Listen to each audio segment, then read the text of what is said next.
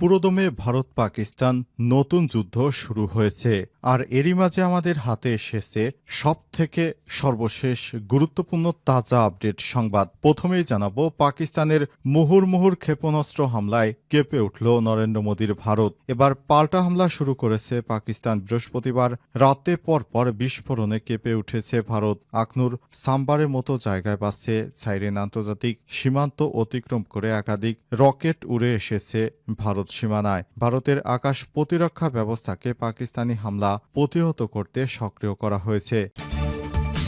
এরপর জানাবো, জম্মুর বিমানবন্দরে বিস্ফোরণ, কাশ্মীর জুড়ে সাইরেন এবং ব্ল্যাকআউট। ভারত শাসিত কাশ্মীরে জম্মু বিমানবন্দরে বিস্ফোরণের খবর পাওয়া গেছে। এছাড়াও কাশ্মীর জুড়ে ব্ল্যাকআউট এবং সাইরেনের শব্দ শোনার কথা জানিয়েছে স্থানীয়রা। বৃহস্পতিবার ৮ই মে রাত ৯:৩০টার দিকে এই বিস্ফোরণের ঘটনা ঘটে।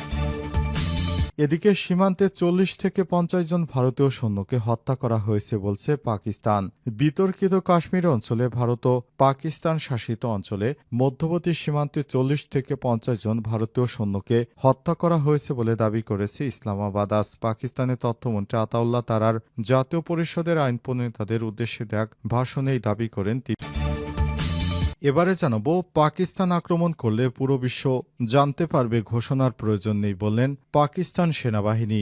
পাকিস্তানের আন্তঃবাহিনী জনসংযোগ পরিদপ্তর আইএসপিআর এর মহাপরিচালক লেফটেন্যান্ট জেনারেল আহমেদ শরীফ চৌধুরী বলেছে, যখন পাকিস্তান আক্রমণ করবে তখন কারো ঘোষণা করার প্রয়োজন হবে না, কারণ পুরো বিশ্ব এমনিতেই জানতে পারবে। জিও টিভির খবর অনুসারে বৃহস্পতিবার ৮ই এপ্রিল এক সংবাদ সম্মেলনে সব কথা বলেছেন তিনি। এরপর পাকিস্তান হামলা শুরু। এবং সর্বশেষ জানাবো, শেখ হাসিনাকে প্রধানমন্ত্রী উল্লেখ করে সংবাদ প্রকাশ, পত্রিকা অফিসে আগুন।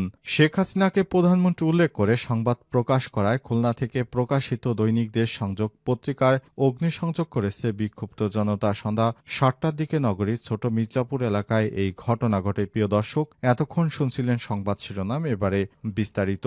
তবে তার আগে বন্ধুরা, অনুরোধ থাকবে সংবাদটিতে একটি লাইক দিন।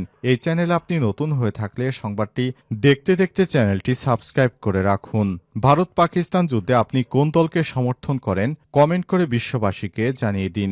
আর বন্ধুরা, এই সংবাদটি আপনার সোশ্যাল মিডিয়া ফেসবুকে বন্ধুদের মাঝেও শেয়ার করে দিন, যাতে করে তারা আমাদের এই লেটেস্ট আপডেট সংবাদগুলো জানতে পারে। এবারে বিস্তারিত। পাকিস্তানের মুহুর্মুহু ক্ষেপণাস্ত্র হামলায় কেঁপে উঠল ভারত। এবার পাল্টা হামলা শুরু করেছে পাকিস্তান। বৃহস্পতিবার রাতে পরপর বিস্ফোরণে কেঁপে উঠে ভারত। আখনুর সাম্পারের মতো জায়গায় বাজছে সাইরেন। আন্তর্জাতিক সীমান্ত অতিক্রম করে একাধিক রকেট উড়ে এসেছে ভারত সীমানায়। ভারতের আকাশ প্রতিরক্ষা ব্যবস্থাকে পাকিস্তানি হামলা প্রতিহত করতে সক্রিয় করা হয়েছে।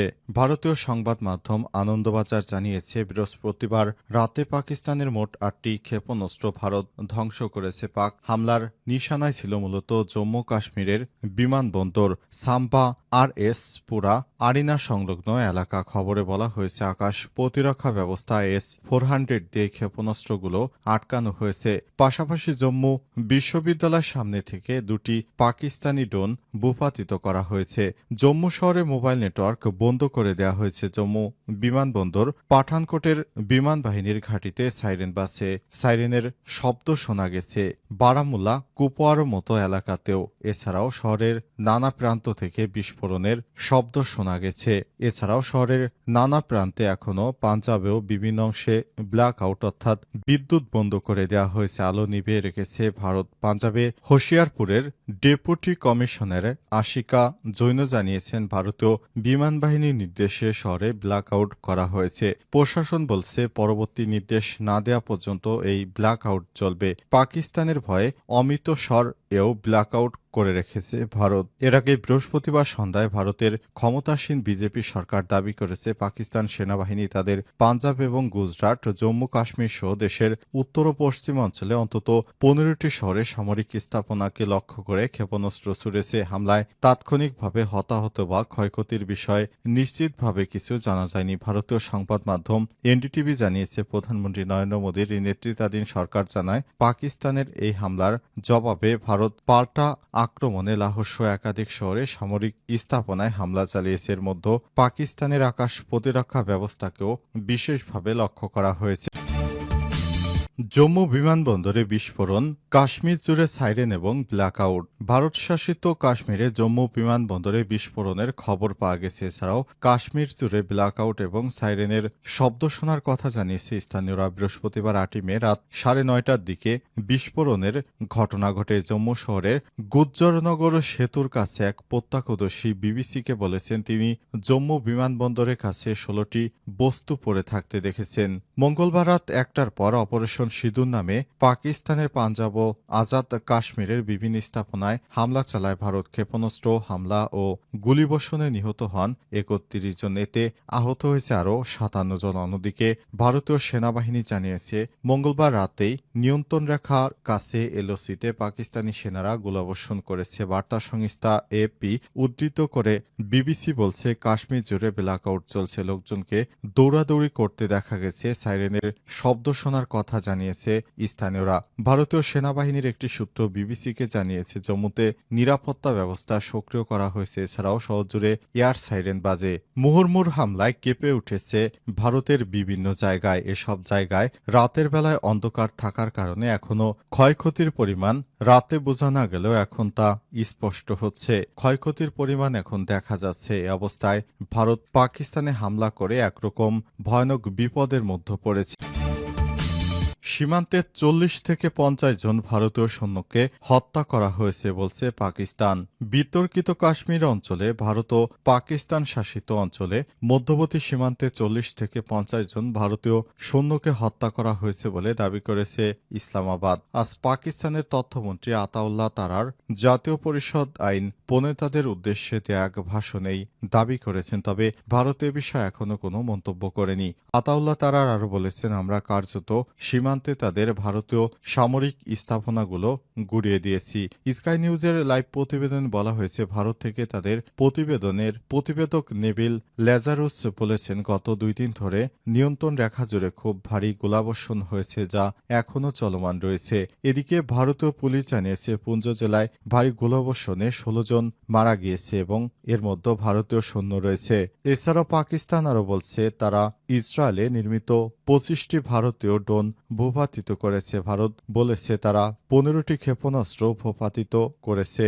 বিশেষ করে কাশ্মীরের নিয়ন্ত্রণ রেখা বরাবর ভারত পাকিস্তানের মধ্যে পরপর প্রায় ১৫ দিন ধরে এই গোলাগুলির ঘটনা ঘটল। এই গোলাগুলিতে এখন পর্যন্ত ৫০ জনের অধিক সেনা নিহত হয়েছে, এমনটাই জানিয়েছে পাকিস্তান। শেখ হাসিনাকে প্রধানমন্ত্রী উল্লেখ করে সংবাদ প্রকাশ, পত্রিকা অফিসে আগুন। শেখ হাসিনাকে প্রধানমন্ত্রী উল্লেখ করে সংবাদ প্রকাশ করায় খুলনা থেকে প্রকাশিত দৈনিক দেশ সংযোগ পত্রিকায় প্রকাশিত অগ্নিসংযোগ করেছে বিক্ষুব্ধ জনতা।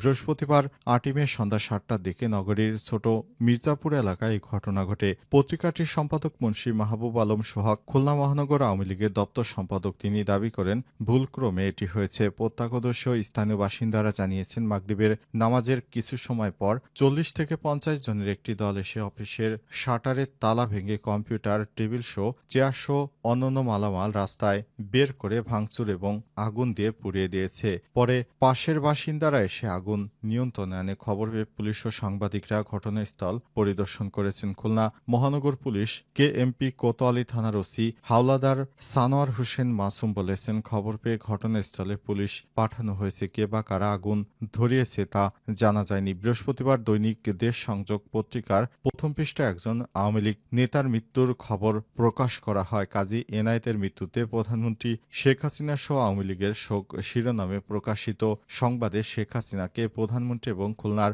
বিভিন্ন আসনের সাবেক সংসদ সদস্যদের বর্তমান সংসদ সদস্য হিসেবে উল্লেখ করা হয়।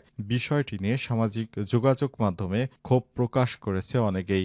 জানতে চাইলে অজ্ঞাত স্থান থেকে পত্রিকাটির সম্পাদক মুন্সী মাহবুবুল আলম সোহাগ বলেছেন, অনিচ্ছাকৃত ভুলের জন্য সংবাদটি প্রত্যাহার এবং দুঃখ প্রকাশ করা হয়েছে। এছাড়াও শিফট ইনচার্জকে অব্যাহতি দেওয়া হয়েছে, কিন্তু আমার সব শেষ হয়ে গেল।